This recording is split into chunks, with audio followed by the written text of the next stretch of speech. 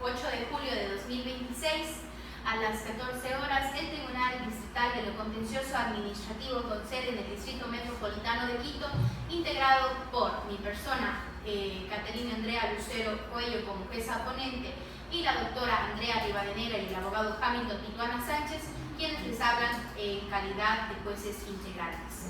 Se instala formalmente la presente audiencia de juicio dentro del juicio número 17.811-2026-000. Señor secretario, certifique la presencia de las partes procesales y verifique la operatividad del sistema de grabación y si nos encontramos en la fecha y hora establecida.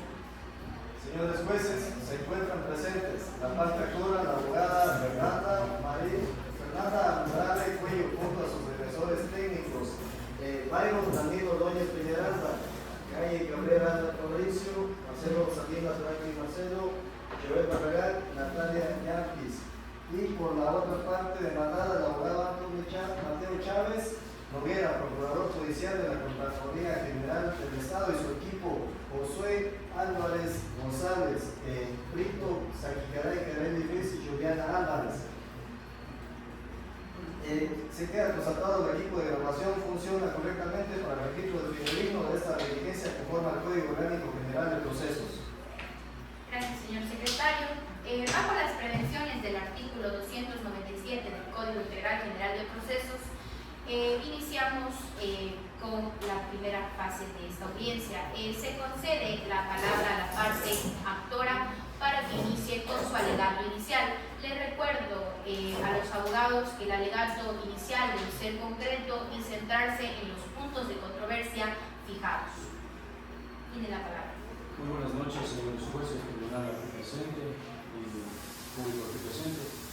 Señores jueces, comparecemos para impugnar una resolución que no solo es injusta, sino también insostenible, ya que la Contraloría General del Estado pretende que una profesional del derecho, así como los que nos encontramos en esta sala, responda con su patrimonio personal una cantidad de 455.11,54 centavos debido al colapso técnico de un contrato de ingeniería.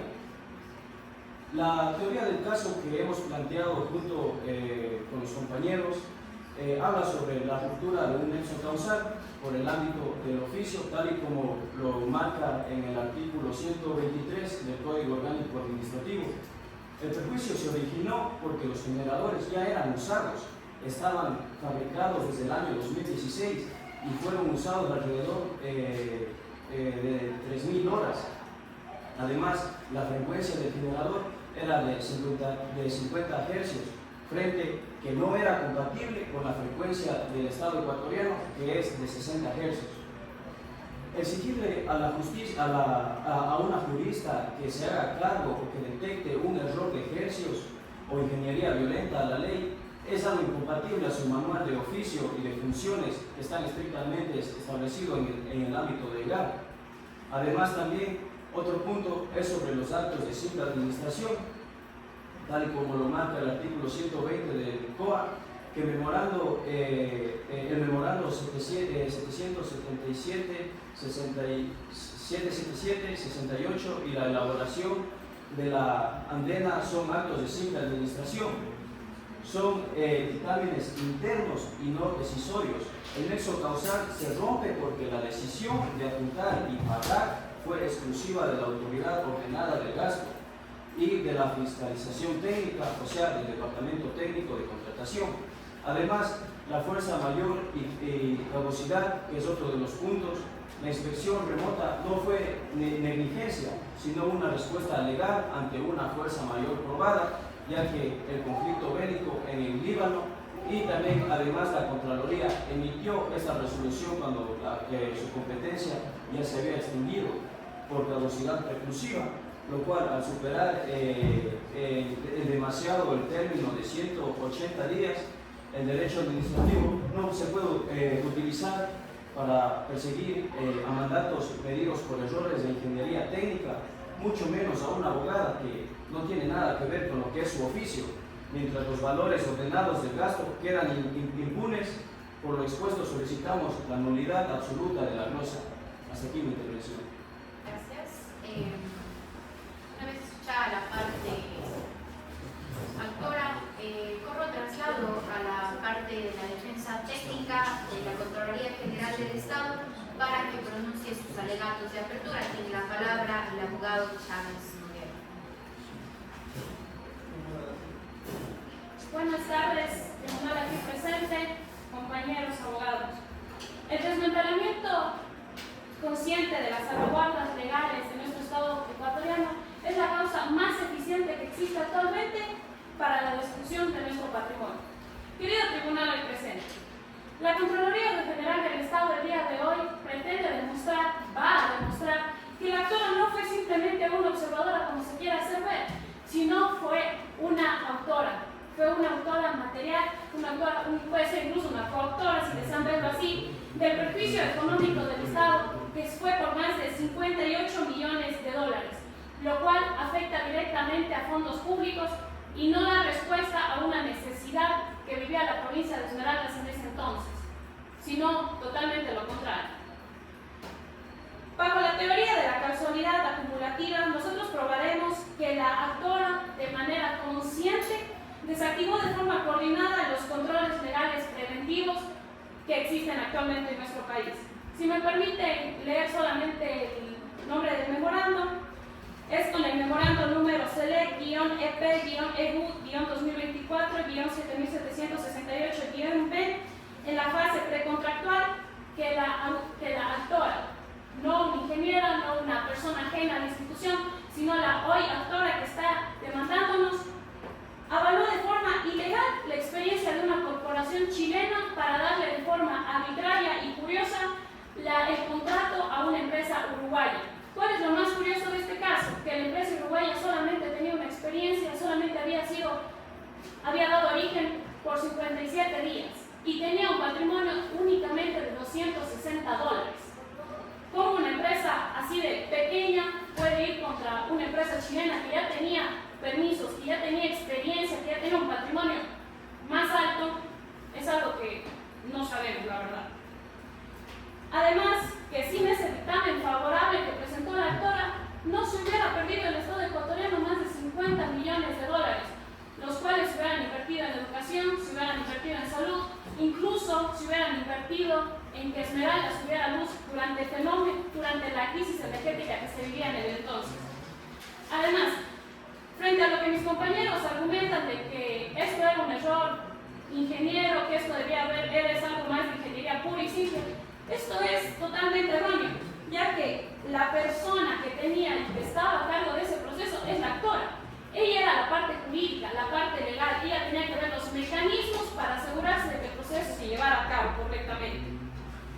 La actora, no conforme con darle este contrato a la empresa uruguaya, redactó y formalizó una venta modificatoria el 13 de septiembre de 2024, lo cual mutiló la obligación contractual que los técnicos realizaran la inspección y el precomisionamiento físico en fábrica de origen.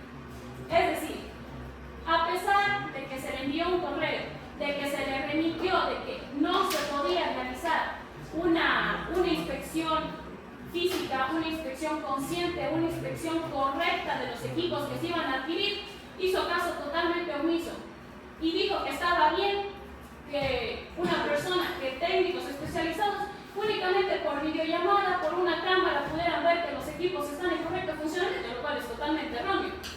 Señores jueces, yo no sé cómo es que la empresa pretendía que por medio de una videollamada los técnicos pudieran asegurar que los equipos estaban en funcionamiento, tenían las horas adecuadas, que se trataban de equipos más que nada útiles para nuestro Estado y no la simple chatarra que nos vinieron a ofrecer, que es una cosa inservible, porque para empezar ni siquiera cumple con los estatutos de nuestro Estado, ya que nos dan simplemente 50 hercios, pero bueno.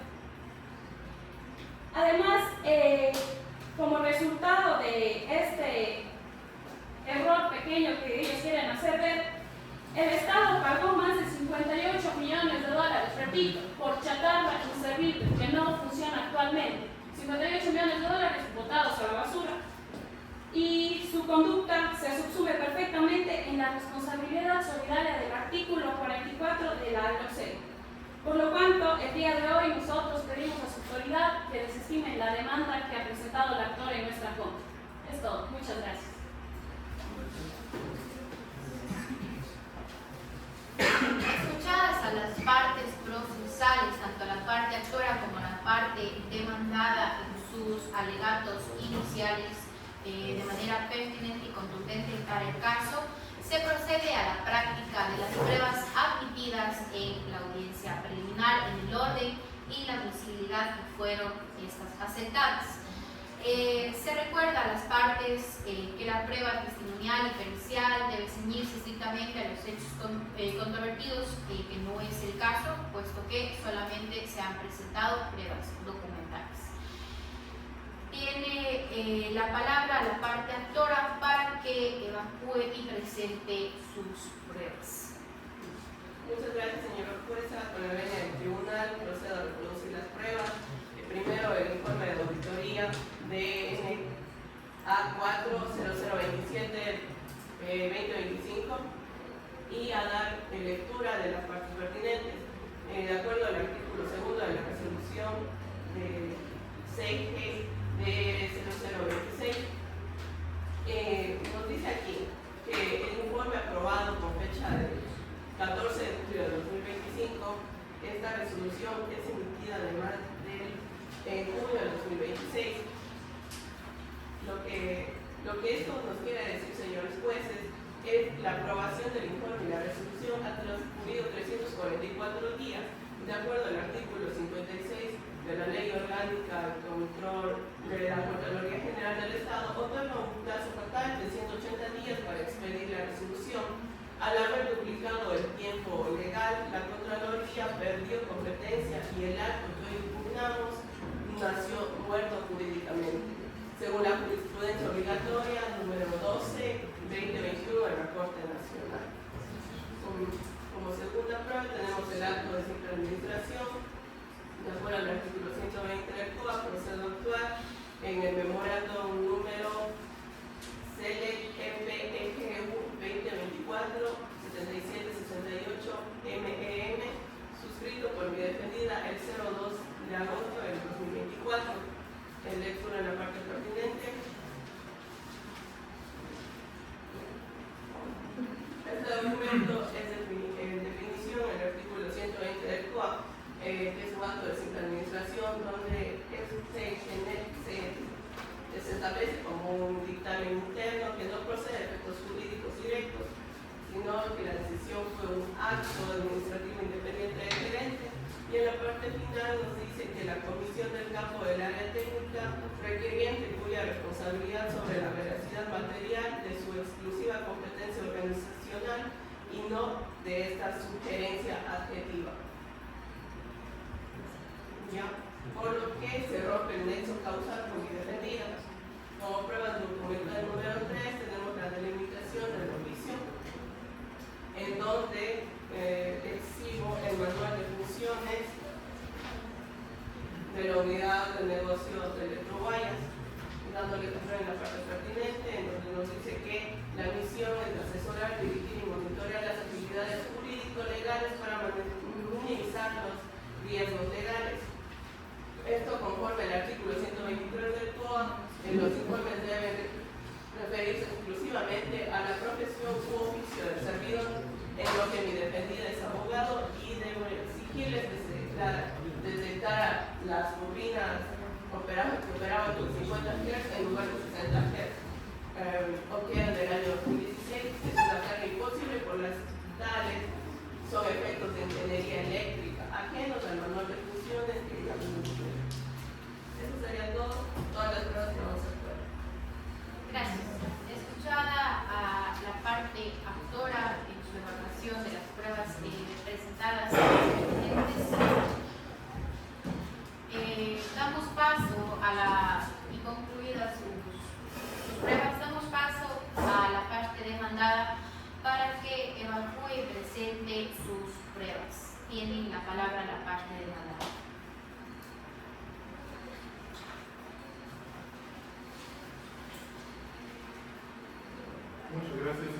jueces de este honorable tribunal. Como primera prueba, por favor, introduzco al proceso el informe general de la Secretaría General del Estado, cito, número D, A4-0027-2025, y por favor solicito de forma respetuosa se me otorgue, por favor, su ven, señores jueces, leer la parte pertinente para lo que estoy introduciendo, por favor. El informe especial, examen especial número DN A4-0027-2025, que acabo de mencionar, se desprende que la Comisión de la Auditoría identificó tres hallazgos principales. Primero, que los tenedores adquiridos fueron diseñados para operar a 50 Hz. Segundo, que los equipos presentaban 2.605 horas de uso y componentes fabricados en el año 2016, pese a haber sido consultados como nuevos. Y tercero y último, que correspondían a tecnología obsoleta y sin soporte técnico vigente. Así que, señores jueces, la Contraloría ha determinado el nexo causal. La parte actora de este caso, de este proceso, suscribió de forma conjunta el documento, sin realizar ninguna reserva formal de competencia para su especialidad, asumiendo plena corresponsabilidad del desabastecimiento provocado. Su descargo de solo ser abogada ya fue analizado y técnica y jurídicamente estimado por el Control Superior, pues quien afirma la necesidad valida el contenido. A su vez, señores jueces, por favor, solicito introducir como segunda prueba documental e instrumental el contrato número CELEC-EP-EGU-Esmeraldas-002. Así que, por favor, nuevamente solicito leer la parte pertinente. Las partes acuerdan de forma expresa modificar y suprimir y dar por eliminadas las obligaciones contractuales de fiscalización y calidad consistentes en la eliminación del precomisionamiento en origen y la eliminación de la inspección física en la fábrica. Parte es prueba de aplicación de los generadores termoeléctricos. A su vez, señor juez, esta prueba es culminante porque demuestra la participación directa de la parte actora en la fase de ejecución contractual. Mientras lideraba la asistencia jurídica, estructuró y validó un instrumento que cumplió los mecanismos de seguridad del Estado. Ella alega que su trámite estaba bien llevado, pero obvio que por la vía de arena de los modificatorios estaba prohibido eliminar registros de calidad que en los términos de referencia originales eran obligatorios e insubsanables. Su firma viabilizó la desprotección del patrimonio público. Y como última prueba, señores jueces, introduce las órdenes de pago número 320648, la una con el valor de 4 millones y la número 322308 con el valor de 53, que liquidan materialmente el servicio económico de 58.853.554 centavos. Muchas gracias. Escuchadas a las partes procesales en esta evacuación probatoria y concluida con esta parte de la audiencia, vamos a la siguiente situación, que son los alegatos de clausura. Se les recuerda a las partes que es necesario que se presenten o se infieran sobre solamente lo evacuado hasta el momento y los puntos importantes, es decir, no redundar sobre lo ya mencionado en sus alegatos iniciales. Tiene la palabra la parte actora para que presente su alegato final. Buenas noches, señores jueces. Señores jueces, estamos ante el final de una controversia que ha quedado demostrado que la Contraloría General del Estado no busca justicia. Lo que busca es un chivo expiatorio jurídico para ocultar negligencias de terceros. Al concluir este juicio, señores jueces, tres verdades jurídicas serán innegables. El acto nació muerto, como se mostró en el informe y la resolución actuados entre la aprobación del examen especial del 14 de julio de 2025 y la emisión de la resolución, impugnada el 26 de julio de 2026. Transcurrieron 344 días. Es decir, señores jueces, que la Contraloría General del Estado ignoró el plazo fatal de 180 días establecidos en el artículo 56 de la Ley Orgánica de la Contraloría General del Estado. También la Contraloría no pudo probar que un memorando de control formal sea la causa eficiente de una pérdida de 58 millones. Bajo el artículo 123 del Código Orgánico Administrativo, mi defendida solo responde por su profesión de abogada. Y ha quedado claro que una jurista no tiene la responsabilidad pericial para detectar que un generador operaba a 50 hercios, o sea, del año 2016. Esa era una obligación técnica de fiscalización y del administrador del contrato. Señores jueces, por la falta de nexo causal, por la vulneración al principio de seguridad jurídica en el artículo 81 de la Constitución de la República del Estado, y principalmente por la caducidad de la competencia, solicito que se acepte la demanda en todas sus partes.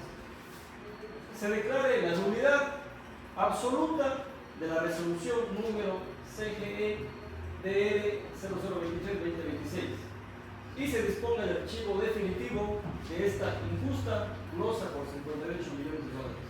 Hasta aquí. Gracias. Escuchada la parte actora, se corre el traslado a la parte demandada para que se pronuncie en su alegato final. Tiene la palabra. Señores jueces, incluida la práctica de la prueba, la verdad procesal ha quedado demostrada. La parte actora ha sostenido que firmaba los documentos porque los técnicos se lo limitaban y que su intervención se limitaba únicamente a un trámite administrativo. Sin embargo, eso no le exime de responsabilidad, pues quien suscribe un acto administrativo no puede ampararse en el desconocimiento para eludir consecuencias de su propia actuación. Si aceptamos esto, el contenido del principio es vaciar el contenido del principio de responsabilidad administrativa y convertir la firma de un funcionario en un acto jurídico sin valor. Entonces, la Contraloría General del Estado fue clara: quien no aprueba y suscribe un informe deja de constancia la objeción, limitación o desacuerdo, asume plenamente la responsabilidad del mismo, es decir, se hace esclavo de la responsabilidad de su firma. Las pruebas demuestran que limitó a un país, a una provincia, de su capacidad máxima de energía al autorizar y validar un informe de necesidad de únicamente 90 megawatts, cuando eso no era lo máximo que necesitaba. Si ella no hubiese aceptado esto, nunca se hubiese contratado a la empresa ATM, ni se hubiese hecho el primer desembolso de $4 millones. Y también la adenda modificatoria del 13 de septiembre de 2024, eliminando los mecanismos físicos del control de las máquinas y de las fábricas del contratista. Ella, al hacer caso omiso al ver expedita del 3 de octubre, gracias a esto se da el paso del segundo pago de los $53 millones. Su conducta jurídica facilitó de manera la consumación del daño patrimonial. No es, como dicen, únicamente una omisión administrativa de un simple acto, es una omisión que perjudicó al Estado, que perjudicó a los ecuatorianos con $58 millones. Por ello, existe un nexo causal directo de sus acciones y omisiones. En consecuencia, solicito respetuosamente a este tribunal la demanda, que se rechace la demanda de impugnación y se ratifique íntegramente la resolución emitida por la Contraloría General del Estado. Muchísimas gracias. Gracias. Escuchadas a las partes procesales, se les menciona la parte actora, se desea hacer el uso de la réplica. Gracias.